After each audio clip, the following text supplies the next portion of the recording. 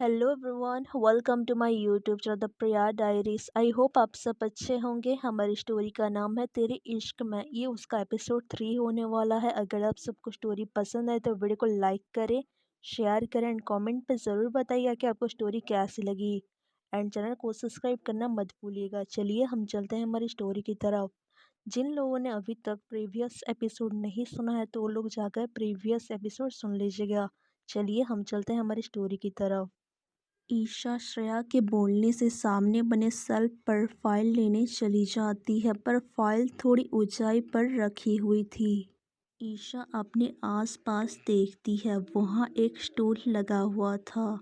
Isha stool खींचकर stool के ऊपर चढ़ जाती है और फाइल उतारने लगती है। तभी अचानक से स्टूल का बैलेंस बिगड़ती है, जिससे ईशा गिरने लगती है। ईशा डर से अपनी आंखें बंद कर लेती है। थोड़ी देर के बाद जब वो अपनी आंखें खोलती है तो हैरान हो जाती है। श्रेया ने उसे अपने बाहों में थामा हुआ था। श्रेया जब उसे अपनी बाहों में लेती है तो उससे एक अलग ही एहसास होने लगती है। वहीं ईशा को भी श्रेया की बाहों में सुकून महसूस हो रही थी। दोनों एक दूसरे की आंखों में खोए हुए थे। थोड़ी देर के बाद ईशा उससे बोलती है, मैम मुझे नीचे उतारिए।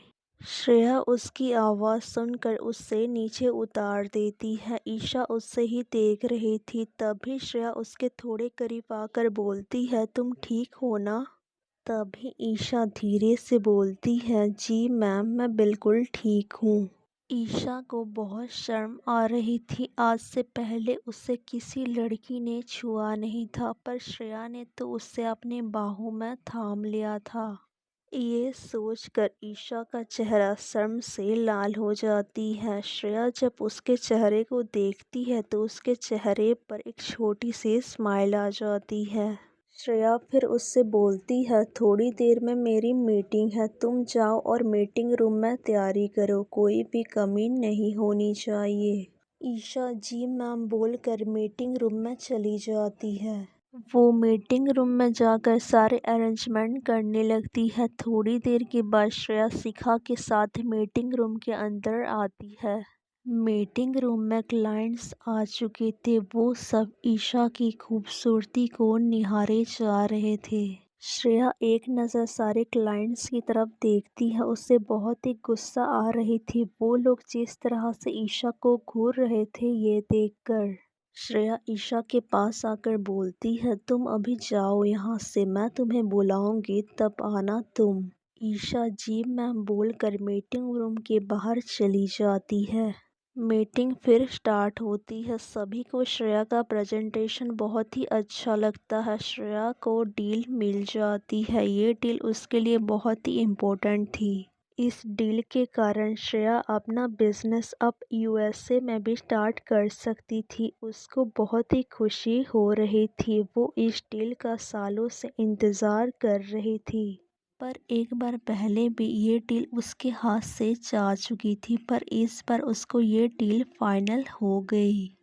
वो इस बात का सारा क्रेडिट ईशा को दे रही थी, क्योंकि ईशा के आने पर ही उसे इतनी बड़ी डील मिली थी। ईशा उसके लिए लकी चार्म बनकर आई थी।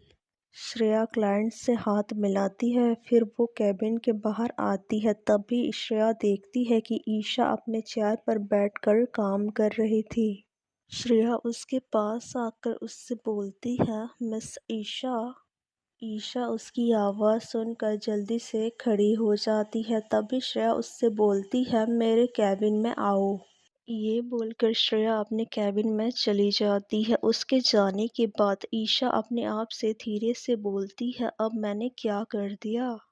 वो फिर थोड़ी देर के बाद श्रेया के कैबिन में जाती है। ईशा कैबिन का डोर नॉक करके बोलती है, मैं आई कम इन मैम।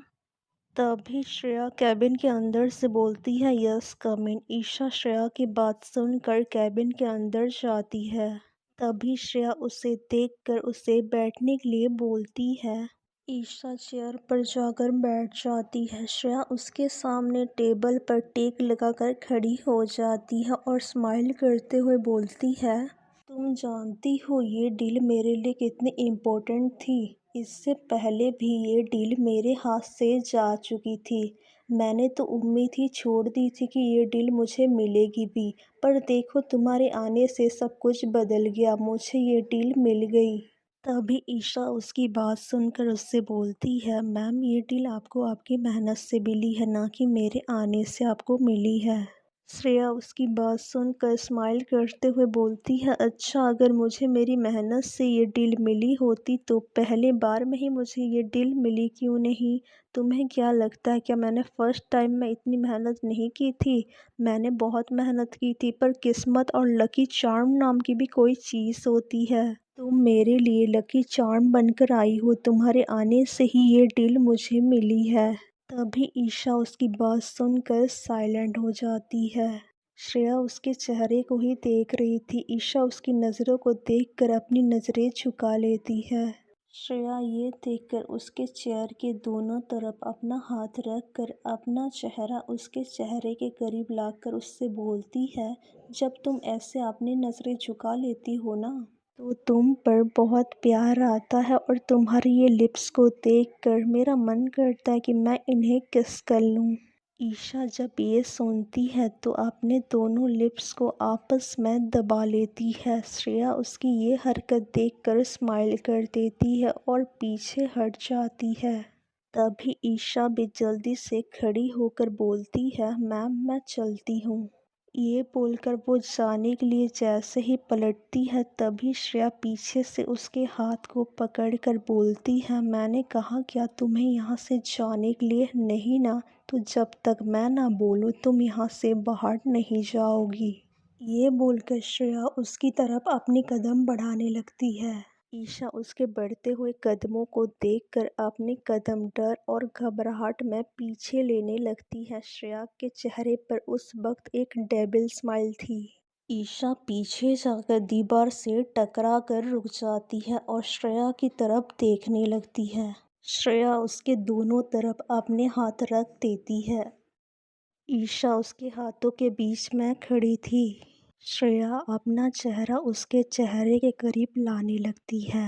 ईशा ये देखकर अपनी आंखें बंद कर लेती है। उसके लिप्स फिर से कांपने लगती हैं।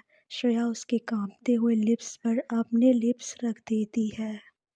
आज की पार्ट में बस इतना ही, मिलता है नेक्स्ट पार्ट में। अगर आपको नेक्स्ट पार्ट सुनना है तो मेरे चैनल को सब्सक्राइब करिए। अगर स्टोरी पसंद आई हो तो वीडियो को लाइक करें, शेयर करें, कमेंट पर ज़रूर बताइएगा कि आपको स्टोरी कैसी लगी।